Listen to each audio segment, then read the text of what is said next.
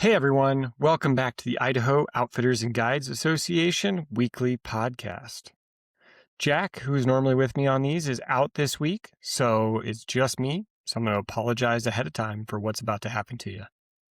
I do have some brief updates before we get to an awesome interview that I had with Shannon Walton, Executive Director of the Redside Foundation. Quick updates. Check out our new podcast, The Outfitter Brief, which I will host with America Outdoors Executive Director Aaron Lieberman. We will focus exclusively on national issues impacting outfitters and guides and the outdoor rec industry as a whole. Look for lots of great interviews with national players and just great conversations on sort of those big picture national issues. Episode 1 was a big hitter. We had Chief of the Forest Service, Chief Tom Schultz, as a guest, talking about the Forest Service reorganization and just a whole lot of other issues. It was a wonderful conversation. If you haven't checked it out, I highly recommend you go find that podcast service on whatever it is you listen to podcasts with and subscribe and check that out. Aaron and I go way back, so you should get lots of great national information, as well as just kind of the banter and making fun of each other that happens with people who've known each other for as long as Aaron and I have. Now on to the IOGA updates. A few weeks back in Salmon, Idaho, we held our spring board meeting. A couple big things you should know that came out of that meeting. Eamon Mosley has officially replaced Steve Sabatka as the Hunt Vice President on the board of directors. Steve stepped down to do some personal things, and Eamon was proposed by his peers, and he took the nomination, and the board voted unanimously to have him finish out Steve's term, ending in December. Thanks, Eamon, for stepping up, and we're looking forward to your voice on the board. The draft board meetings will be linked in the newsletter coming out this week, so you can read about everything we discussed. One thing to pay attention to in there is we are going to be really focused on getting committees up and running again. And committees are a great opportunity for any voting member to come and serve and join the organization. We have committees ranging on kind of a broad spectrum of things, from events to marketing to public or to governmental affairs. And if you're a voting member, give us a call, shoot us an email, get in touch. We'd love to have you get involved in committees. We need some folks to help out. Another thing that happened that week was we held a strategic planning meeting. It was the first one we've had since 2020. It was a great day talking about the organization, what our strengths are, and where we think we can go. We looked at kind of IOGA honestly and talked about what we're doing well, where the gaps are, and what our 3-year plan looks like. A few of the priorities that came out of it are strengthening local chapters, building the Professional Guide Institute, growing our advocacy presence, and sharpening how we communicate. All this reflecting around needs of our members and how to help the industry best. We put together a full summary of the session for anyone who wants to dig into the details. It covers the SWOT analysis, our strategic priorities, what we decided, and what's still in progress. The link to that will be in the newsletter this week, so make sure you check that out. Both of those meetings were held at Wilderness River Outfitters in Salmon, Idaho, so we just wanted to give a shout out to Seth and the crew over at WRO for letting us basically take over their shop for a couple of days. It was awesome.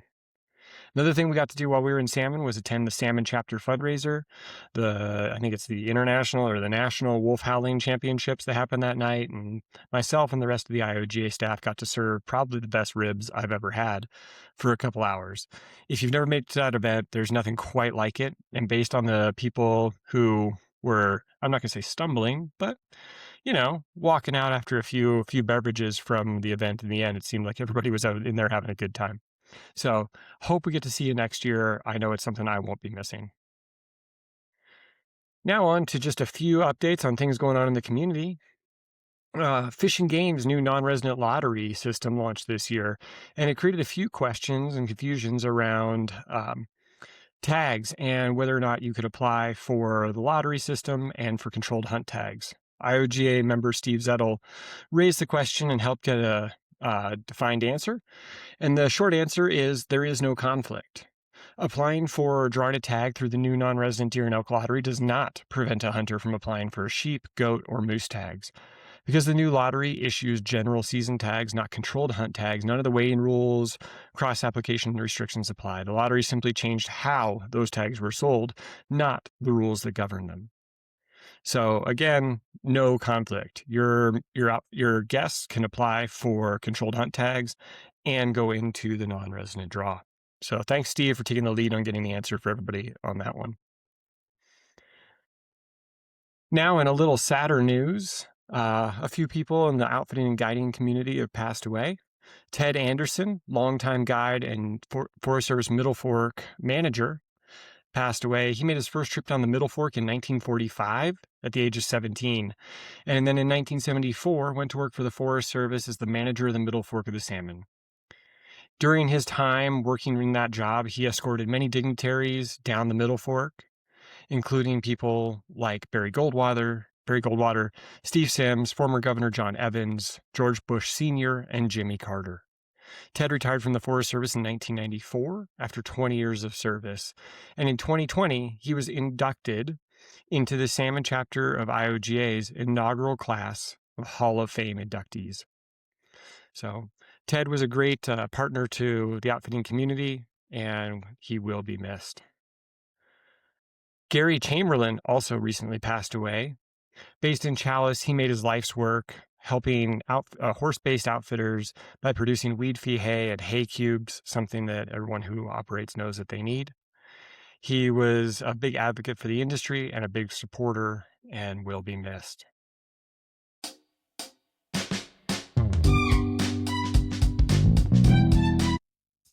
IOGA is able to do the work that we do, advocating for the industry, keeping you updated, providing you with great information, supporting you through marketing services and everything else that we do, due to the support of our sponsors.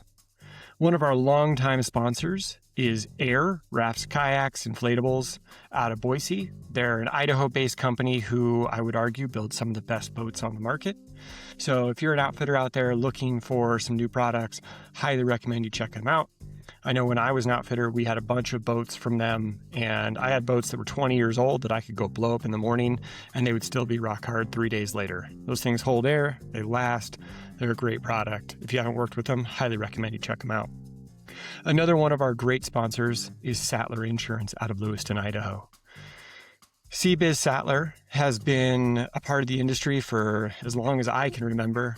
I know that I worked with them. They were wonderful. They helped me through a bunch of tough times and questions and complications. They specialize in outfitting and guiding for liability insurance, and they've got lots of great solutions. They're also one of the people out there working to come up with some really creative ways to help outfitters with sort of the crisis of the rise in liability insurance prices.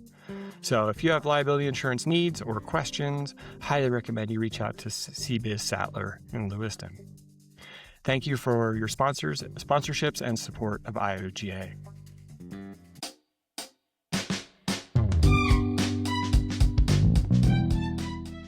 Now on to this week's interview.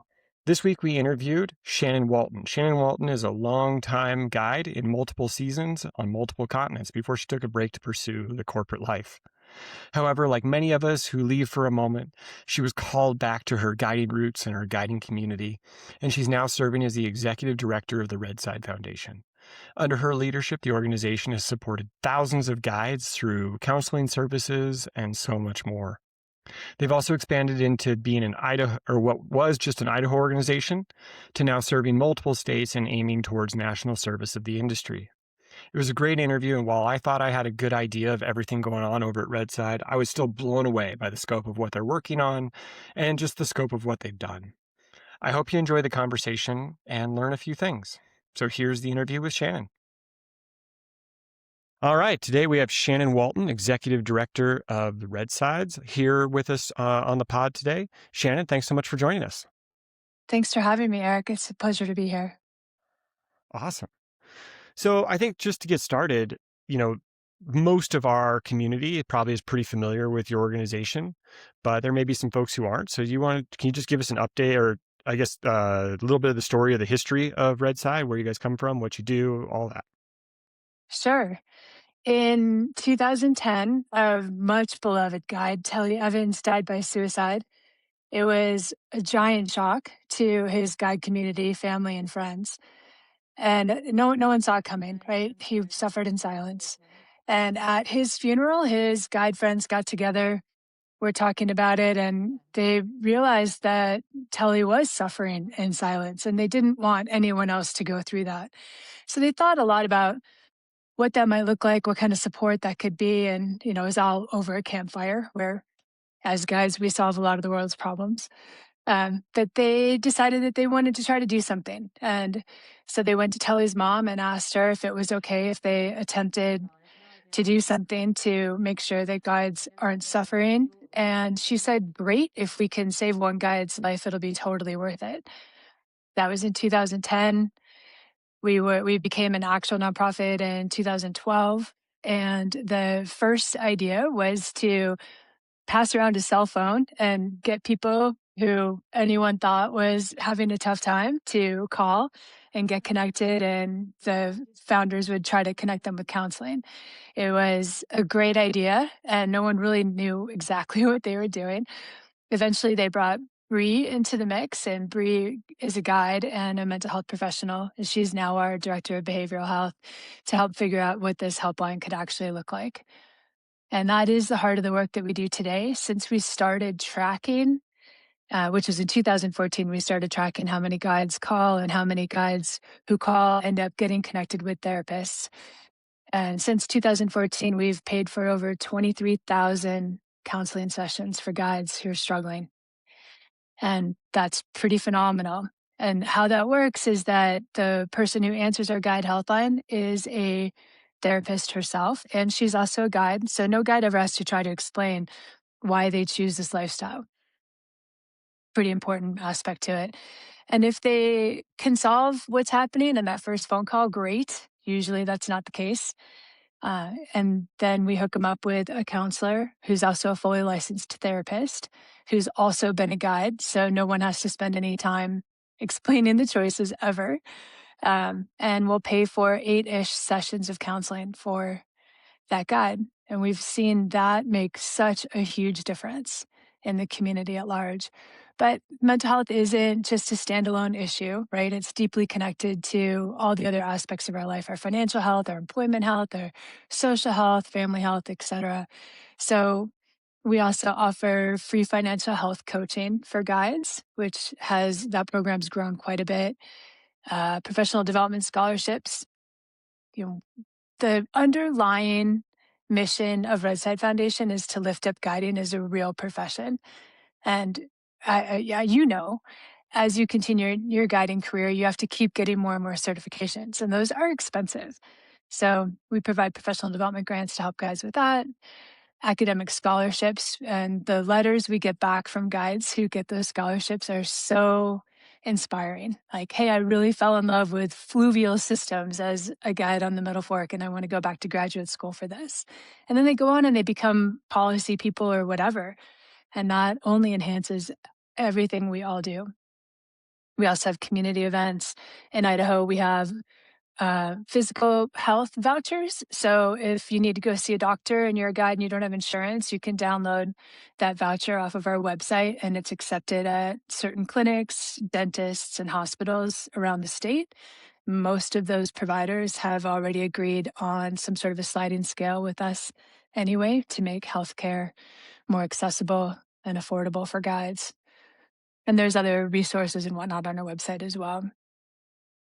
So we're now in our 16th year, and we're really, really honored to be a trusted lifeline for guides.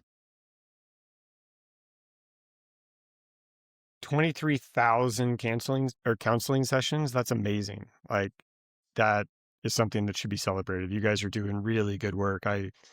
Over my time, I know lots of guides who have, are in that 23,000 sessions and have benefited from that in times of real crisis, and guides who've gotten scholarships and helped with the financial stuff and certifications due to you guys. And so just can't say thanks enough for what you guys do. That's amazing. Thanks. How Yeah. did you get into the role of being executive director? Like, what was kind of your journey to being where you are and being this big advocate for outfitters or for guides, really? Well, I guided myself for somewhere between 12 and 15 years. If you factor in those last few years of just rockstar guiding Yeah. and teaching whitewater school and whatnot. Um, The best And version I guided right you. there. Yeah.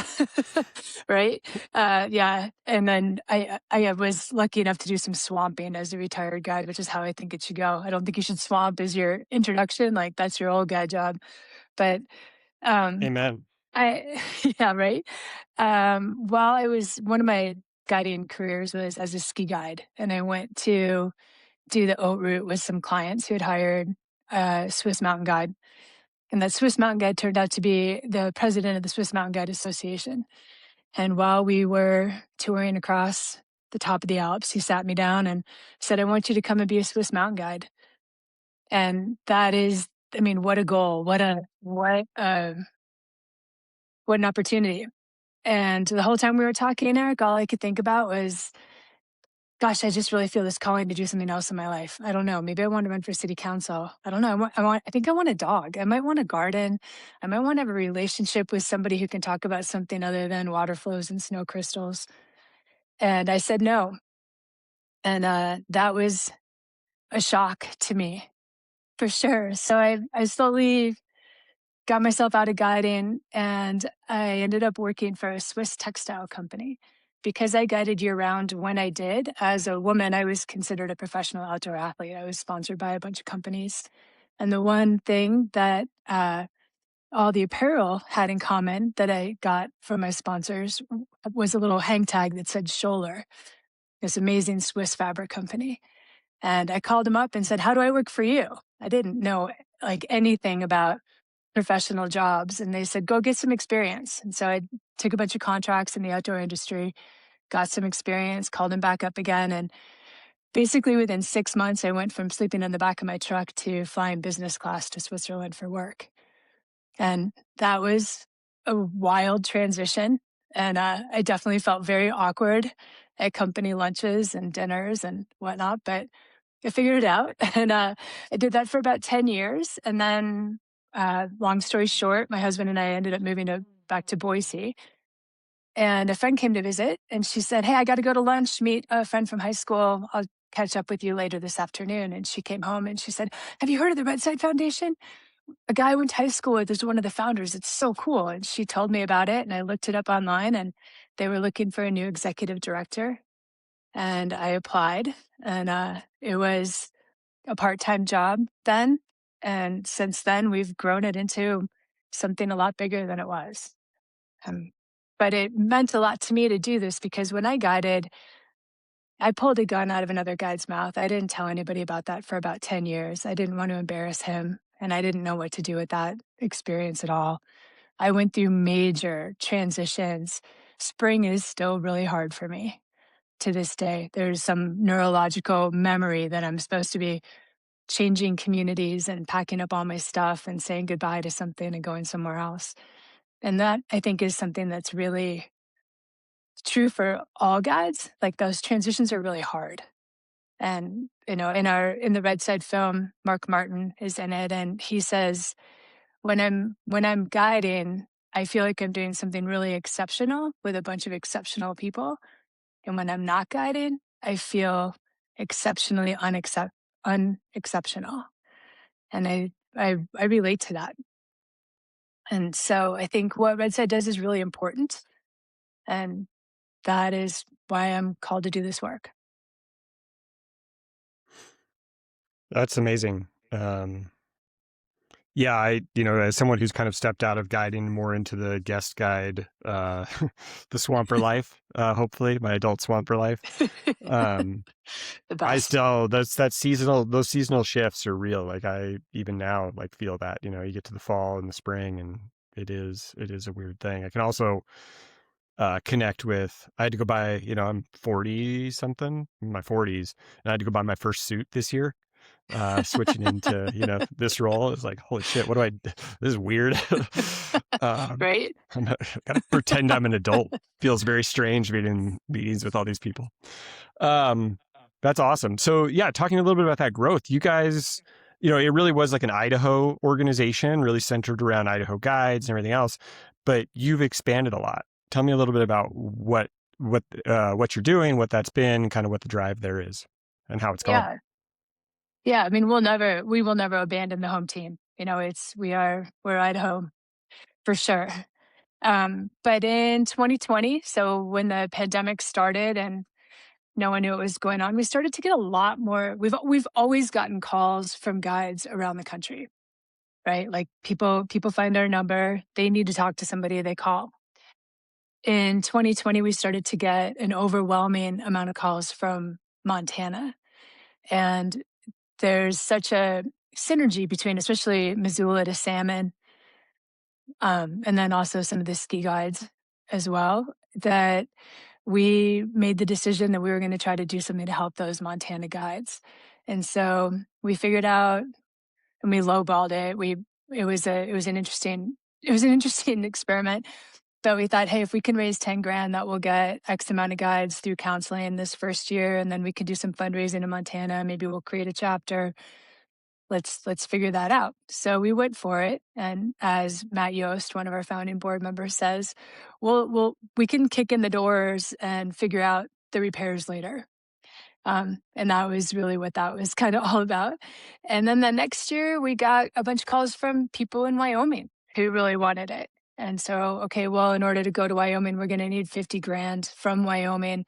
We learned that 10 grand wasn't enough in Montana to start that. And then we'll have enough time to figure out the fundraising there and whatnot. And then Colorado came, same kind of a situation, and we decided to go for it. And now we're at a place, and those other states, there's things happening there. We've got a community coordinator working very part-time in Colorado and a community coordinator working very part-time in Montana to help spread awareness, be at events, help out with fundraising. And that's all great. And now we're at this place where we just really need to build the internal capacity. And I think that our big goal is to end up being a national organization.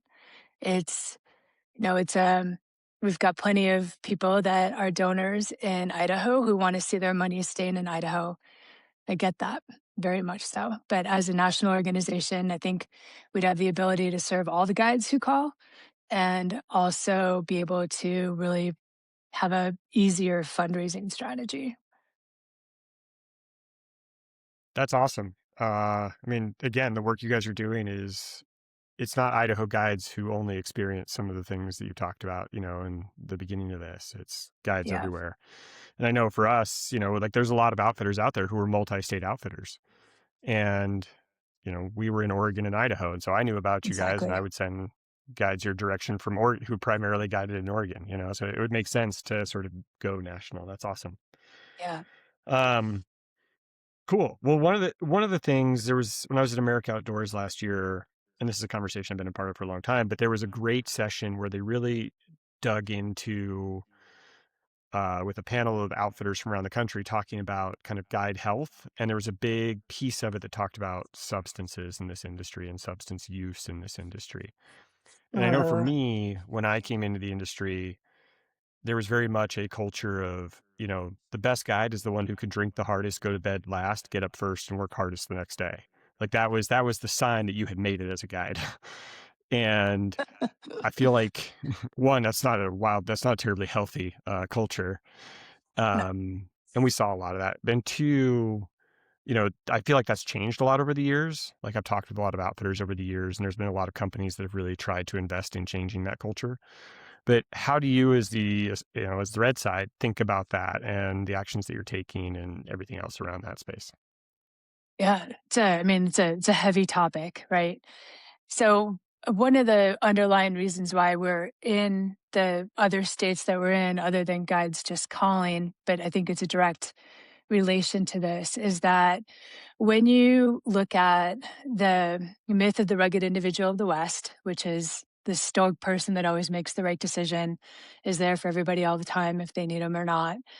That is that rugged individual is the ideal picture of what a guide is, right? And you're talking about the states where outdoor recreation and guiding and outfitting are massive economic drivers. That's Colorado, that's Wyoming, that's Montana, that's Idaho. Those are the states for sure. Right. So you've got that intersection. You've also got the intersection of the states with the highest suicide rates. Outside of Alaska, Montana's number one. I think Idaho or Colorado is number two. Wyoming's number three. Like, we're talking about the top states for suicide. We're also talking about the top states for access to firearms. We're also talking about the top states with alcohol abuse issues. In 2024, I think it is, you might have to fact check me on this one, but 12% of Idahoans over the age of 12 reported issues with alcoholism. That's a big number. In in Colorado in 2024, I think it was 37,000 deaths were alcohol related. Montana reports the largest number of binge drinkers in the country, and Gallatin County is the drunkest county in the country. And so, and all of those things, you know, you put all those things together, and then you look at who guides, and 94% of guides are men. All of these statistics are the exact same things that are wrapped up in the male loneliness epidemic going on in America. So you have all that wrapped up together, and then you've got the fact that as a guide, you live on other people's vacations. And on vacation, people party. And so as a guide, it's really hard not to party for all of those reasons put together, right? And then when you guide, you don't talk about yourself. You don't talk about your feelings. Maybe you're a ski guide and you wiped out or you caused a little bit of an avalanche and you dealt with it and you're moving on, you're going on with your day. You don't have time to process that. As a river guide, maybe you bumped a rock and fell out of your boat and you feel like a jerk. And it took you a little bit to get back in. And the people in the boat were worried about themselves. They were never worried about your safety. But now you realize that, like, 'cause you're like, you know, something terrible happened. And those little, I call them little T's, all those little traumas, they build up. And if you don't get a chance to process it, you're gonna drink. You're gonna get high. It's a very normal human thing. And so there are issues with substance use and alcoholism in the guiding industry for sure.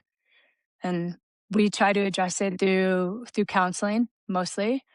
We have talked and helped a couple of people who counseling wasn't enough. They needed inpatient treatment. And while we don't have the resources to pay for that, we've helped them through the steps to get there.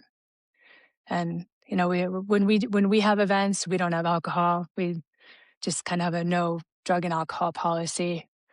We're not going to tell somebody not to drink. Everyone's got a different relationship with alcohol, but we'd like to see, no, I said a little bit earlier, we'd like to see the profession of guiding raised up, and, you know, a real professional isn't wasted on the job. Yeah. Yeah. Do you think do you feel like you've seen a change in the industry as far as like how, to the extent that people are talking about this, awareness about it, you know, sort of that ideal that you were talking about earlier, that rugged Western ideal. Do you feel like you've seen a change sort of personally in the industry? I have, you know, when I got it on the Middle Fork, it was definitely that rugged individual. It was competitive from company to company. It was competitive within a company. When I go out on the Middle Fork today, I don't see that. I see a lot of cooperation. I see people actually using the tools that they've learned through Redside Resources or maybe Responder Alliance to be supportive. I see companies being supportive of each other, being nice to each other, even hiking from camp to camp to like say hi and deliver gifts. That's great. And, you know, when some of the feedback we get from outfitters and guides in other states is that they want what they see in Idaho. They know what's happened in Idaho, and they credit Redside with it to some extent, which is a huge humbling honor. But yeah, I do see a change, and I think we can change it. That's great. You talked a little bit about your events. Let's move over to, you know, you guys have a big event coming up in Salmon here soon. You want to talk a little bit We about that? do. Sure. Yeah, a couple years ago, Erik Riley gave us the Rendezvous, the Idaho River Rendezvous. We've rebranded it as the Redside Rendezvous. And it grows every year. It's super fun. It's a multi-day event of professional and personal development for guides, outfitters, and outdoorists that want to come as well. And this year, it's going to be 3 solid days. It kicks off unofficially Thursday night with a Salmon River Story Slam at the Hub in Salmon, which would be really fun to be a part of. If you've got a story, definitely show up and tell it. Pretty excited about who's already said that they're going to get up and tell stories. And then Friday morning, we kick it off with a Nez Perce cultural training uh, for guides and how guides and outfitters can be part of the solution for what they're facing with our watersheds.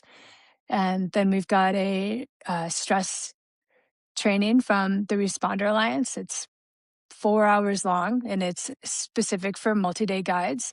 Thanks to the Salmon River chapter, the IOGA made that happen. And then Friday nights are Dutch oven cook off, which is our favorite tradition of the year. Last year we had 34 entries. The competition is stiff. There's good prizes. You do not have to be a rendezvous ticket holder to participate, but you got to be ready to feed everybody. And we've got great prizes for that. That's going to be really good. And then Saturday, all day, we've got presenters.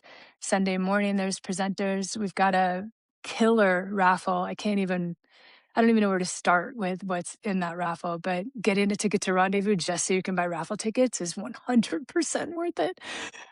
It's amazing. And what else? We've got Asa Menlove's family band is playing music Saturday night. That's part of your Rendezvous ticket. It's at the Elks Club in Salmon. They are well known for their meals there. They're really good chefs, and so the menu's great and food's included. And as a guide, if you're registered for Rendezvous, you have free access to our health fair, which you can go get your blood work done, immunizations, STD checks, consult with a dentist, consult with an eye doctor. And there's an OBGYN that will be there. That's a great deal. You can get a lot of your basic healthcare covered at that health fair. And what else is there? We're gonna have a red carpet photo booth and a costume box. There's over 16 vendors. There'll be a ton of games. Like it's a super fun weekend. And tickets are $100. It's very much worth it. That's awesome. And that's May Yeah, 14, 15, 16, 17. correct. Yeah. So the 14th Thursday night is the Story Slam, and then all of Yep. everything at the Elks Club starts Friday morning. Awesome. And in Salmon, Yeah, Idaho. in Salmon, Idaho. Yep. Awesome. There's free camping. You can find that information for that on the website. And then at the Stagecoach Inn, they've got a block of rooms at a discount with the code Rendezvous as well. Sweet. Yeah. That's great. Um, so I guess the kind of end question here is, how do people get in touch with you guys? How do they find out ways to support you, and how do they get tickets to the rendezvous? That's all good questions. So our website is redsidefoundation.org, or you can find us on Instagram at Redside Foundation. Same thing on Facebook, Redside Foundation.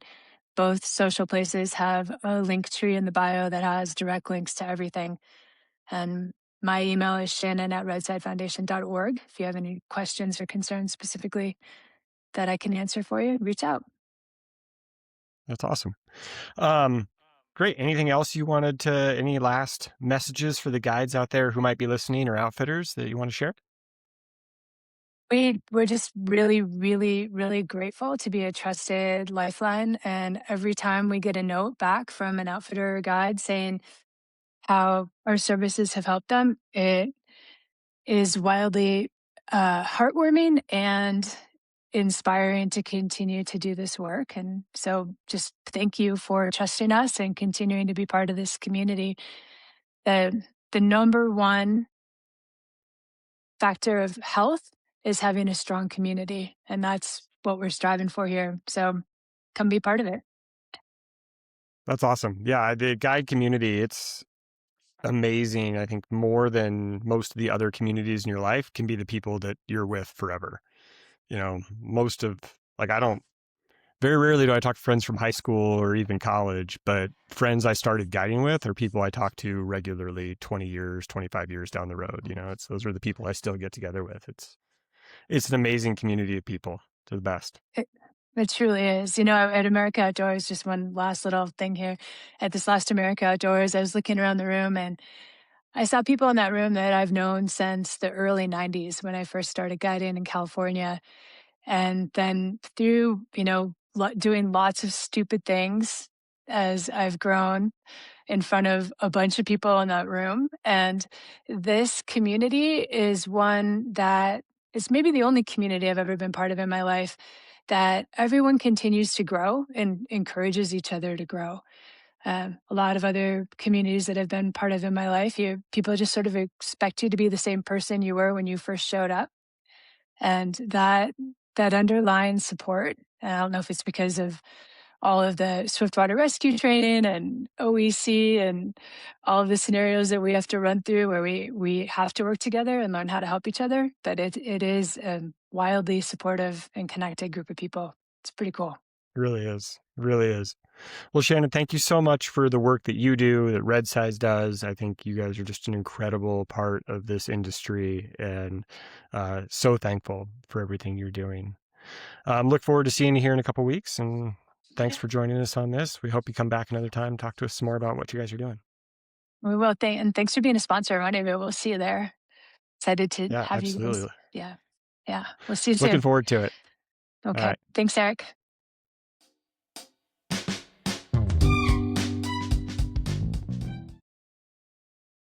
Well, thanks so much for joining us today, and thanks to Shannon for the great interview and everything she's doing to support the outfitting and guiding industry in Idaho and in states abroad.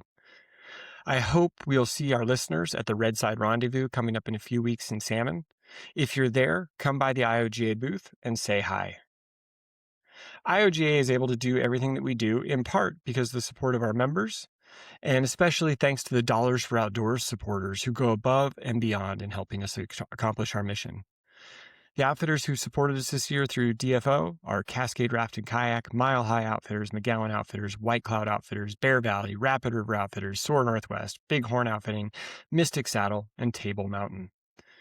Also, our Dollars for Salmon supporters, and their money goes specifically to support our work advocating for anadromous fish recovery. Rapid River Outfitters, S&S Outfitters, Canyons, Solitude, and Salmon River Drifters. And finally, thanks to all the outfitters and guides in Idaho who are in the field working hard and sharing our incredible state with people who would otherwise never have the chance to fall in love with it. Please reach out with questions, comments, or any suggestions for future episodes. If you like this episode, subscribe, leave a review, tell your outfitters and guide friends, check those little stars, all of those things. But most importantly, if you're not a member of IOGA, please consider joining. It's support of our members that allows us to continue our efforts advocating for this community. We will see you back here next week.